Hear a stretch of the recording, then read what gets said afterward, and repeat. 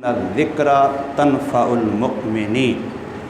اے محمد کریم صلی اللہ علیہ وسلم، آپ نصیحت فرماتے رہیے۔ کیوں؟ اس لیے کہ نصیحت ایمان والوں کو نفع دیتی ہے۔ قرآن مجید میں اللہ تبارک و تعالی محمد کریم صلی اللہ علیہ وسلم کو یہ بات حکماً ارشاد فرما رہے ہیں، ذکر، کہ آپ نصیحت فرماتے رہیے۔ فإن الذکر، پس پکی بات ہے کہ نصیحت تنفع المؤمنین، ایمان والوں کو نفع اور فائدہ دیتی ہے۔ نفع والی چیز ہر عقل مند بندے کو چاہیے ہوتی ہے۔ ہر عقل مند بندہ نفع والی چیز کا طالب ہوتا ہے، اس کو ڈھونڈتا ہے، کہیں مجھے مل جائے۔ اس لیے کہتے ہیں کہ اچھی باتوں پہ عمل کرنا ہمارا کام ہے۔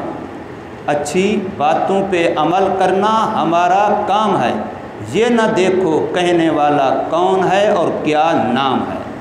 اچھی بات مل جائے تو یہ مومن کی گم شدہ متاع ہے۔ رمضان مبارک کے مہینے میں ہم لوگ الحمدللہ اس گئے گزرے دور میں جہاں ہر طرف گناہوں کی نحوست ہے، گناہوں کا تعفن ہے، پورا ماحول، معاشرہ، فضا گناہوں کی بدبو سے بھری پڑی ہے، لیکن پھر بھی اللہ کا کرم ہے کہ رمضان مبارک میں مسلمان نیکی کی طرف متوجہ ہو جاتا ہے۔ اور ایسے ایسے لوگ جو 11 مہینے آپ کو مسجد میں نظر نہیں آتے، مصلی پہ نظر نہیں آتے، ان کی زبان پہ ذکر تسبیح تلاوت نظر نہیں آتا، لیکن رمضان مبارک کی برکت سے اللہ نمازوں کی توفیق دے دیتا ہے، اللہ صدقے خیرات کی توفیق دے دیتا ہے، بہت سارے گناہوں کو چھوڑنے کی اللہ توفیق دے دیتا ہے۔ یہ رمضان کی برکت ہوتی ہے۔ لیکن عمومی طور پر جو رمضان میں ہمارا نیکی پر زور ہوتا ہے وہ حقوق اللہ میں ہوتا ہے، کہ ہم اللہ کے جو حقوق ہیں، ذکر ہے، تسبیح ہے، تلاوت ہے، نماز ہے، ان کے اندر زور لگاتے ہیں۔ جو حقوق العباد کا مسئلہ ہے اس میں ہماری کمزوری اکثر برقرار رہتی ہے۔ مثلا اللہ نہ کرے اگر میرا کسی کے ساتھ دلی طور پر کوئی میل کچیل ہے، کوئی جھگڑا ہے، کوئی انبن ہے، تو اب میں نمازیں تو پڑھ رہا ہوں، ذکر تو کر رہا ہوں، تلاوتیں تو کر رہا ہوں، روزے بھی رکھ رہا ہوں، تراویاں بھی پڑھ رہا ہوں، صف اول کا نمازی بھی ہوں، لیکن وہ جو میرے دل میں کسی مسلمان کے ساتھ انبن ہے، میں اتنا نہیں کر سکتا کہ میں 2 قدم چل کے اس کے پاس چلا جاؤں، اکیلے میں جا کے کہہ دوں جی سوری، وہ جی میری معذرت ہے، میری طرف سے اگر کوئی غلطی ہے، زیادتی ہے، کوتاہی ہے تو اپنا دل صاف کیجئے۔ کوئی مسلمان، ہر مسلمان کا کسی کا بھائی کے ساتھ ہے، کسی کا ہمسائے کے ساتھ ہے، کسی کا اپنے اٹھنے بیٹھنے ملنے جلنے والوں کے ساتھ ہے۔ یاد رکھیے حقوق اللہ بہت عظمت والی نیکیاں ہیں، لیکن حقوق العباد ان سے بھی زیادہ اہم اور نازک ہیں۔ شہادت سے بڑی کوئی نیکی نہیں ہے۔ شہادت، اللہ کے راستے میں جان دے دینا، اس سے بڑی نیکی کیا ہے؟ رسول اللہ صلی اللہ علیہ وسلم فرما رہے ہیں کہ شہادت سے تمام گناہ معاف ہو جاتے ہیں، لیکن فرمایا حقوق العباد معاف نہیں ہوتے۔ رسول اللہ صلی اللہ علیہ وسلم جیسا رحمت للعالمین جو کعبے کے غلاف پکڑ کے اپنی امت کے لیے رو رہا ہے، جن کے سجدوں سے زمین ان کی آنسوں سے تر ہو جاتی ہے، ایسا شفیق نبی عام مسلمان کا نہیں، صحابی رسول صلی اللہ علیہ وسلم کا جنازہ ہے، حضور جنازہ پڑھانے کے لیے آگے تشریف لے آئے ہیں، صفیں بن چکی ہیں، اب حضور صلی اللہ علیہ وسلم پوچھتے ہیں کیا اس پر کسی کا حق تو نہیں ہے؟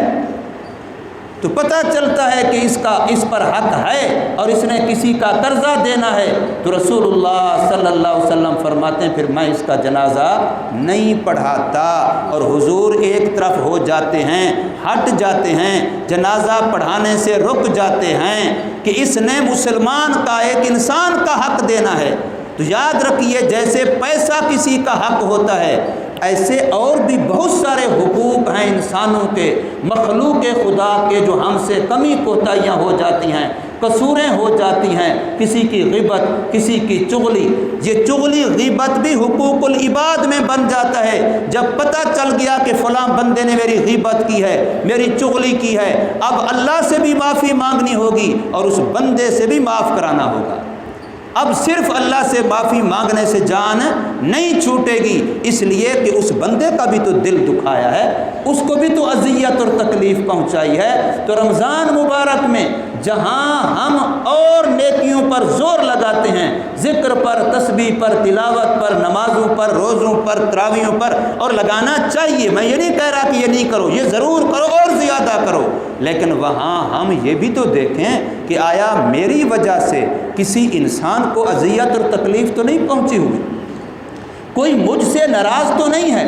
اگر ناراض ہے تو کس وجہ سے ہے؟ اگر میری زیادتی ہے، یا اگر میں سمجھتا ہوں میری زیادتی نہیں ہے لیکن وہ تو سمجھتا ہے نا کہ میری زیادتی ہے، میں سمجھتا ہوں کہ میرا قصور نہیں اس کا قصور ہے، لیکن اس سے اگر کوئی پوچھے گا تو وہ کیا کہے گا؟ وہ تو یہی کہے گا نا کہ میرا قصور نہیں ہے، اس کا قصور ہے۔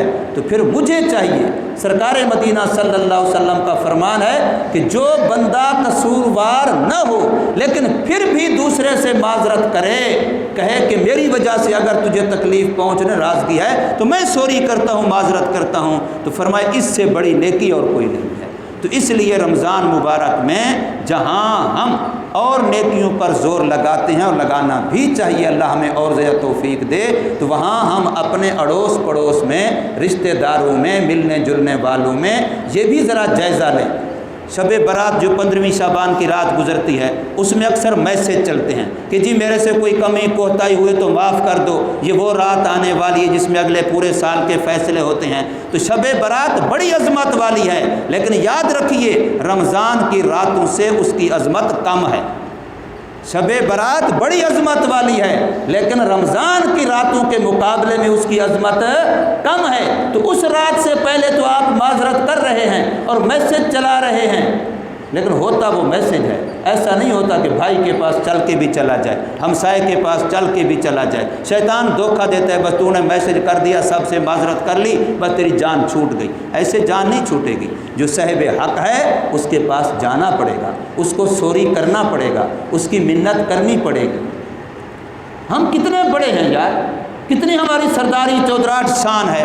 رسول اللہ صلی اللہ علیہ وسلم نے جس موقع پر یہ فرمایا کہ اگر کسی کا میرے ذمہ حق ہو تو وہ مجھ سے لے لے، میں دینے کو تیار ہوں، مجمع عام میں اعلان کر رہے ہیں سرکار مدینہ صلی اللہ علیہ وسلم۔ ایک صحابی حالانکہ اس کا حق نہیں تھا، اس نے کہا یا رسول اللہ میرا حق ہے، کھڑے ہوئے حضور صلی اللہ علیہ وسلم کے سامنے، جی میرا حق ہے۔ تو حضور نے فرمایا حق ہے تو لے لیجئے۔ فرمایا جی میرا حق یہ ہے کہ آپ نے مجھے چابک مارا تھا اور میری پشت ننگی تھی، آپ اپنی پشت سے کپڑا بھی ہٹائیے پھر میں بدلہ لوں گا۔ حضور نے کپڑا ہٹایا تو وہ آ کے چمٹ گیا، چومنے لگ گیا۔ فرمایا وہ تو میرا بہانہ تھا، اصل تو میں آپ کا بوسہ لینا چاہتا تھا۔ اب مطلب عرض کرنے کا یہ ہے کہ اگر حضور صلی اللہ علیہ وسلم جن کے لیے ساری کائنات بنی ہے، جن کا ہم کلمہ پڑھتے ہیں، اگر وہ اپنے آپ کو پیش کر رہے ہیں کہ بھی کسی نے میرے سے کوئی حق لینا ہے تو میں حاضر ہوں، تو کیا ہم نہیں کہہ سکتے اپنے رشتہ دار کو، اپنے بھائی کو، اپنے ملنے جلنے والوں کو؟ وہاں ہم نے ضد کی ہوئی ہے کہ نہیں بس ہم حق پر ہیں، وہ غلطی پر ہے، تو کہیں ایسا نہ ہو کہ قیامت میں ہمیں اس کا نقصان اٹھانا پڑے۔ اللہ تبارک و تعالی ہمیں سمجھ نصیب فرمائے اور عمل کی توفیق عطا فرمائے۔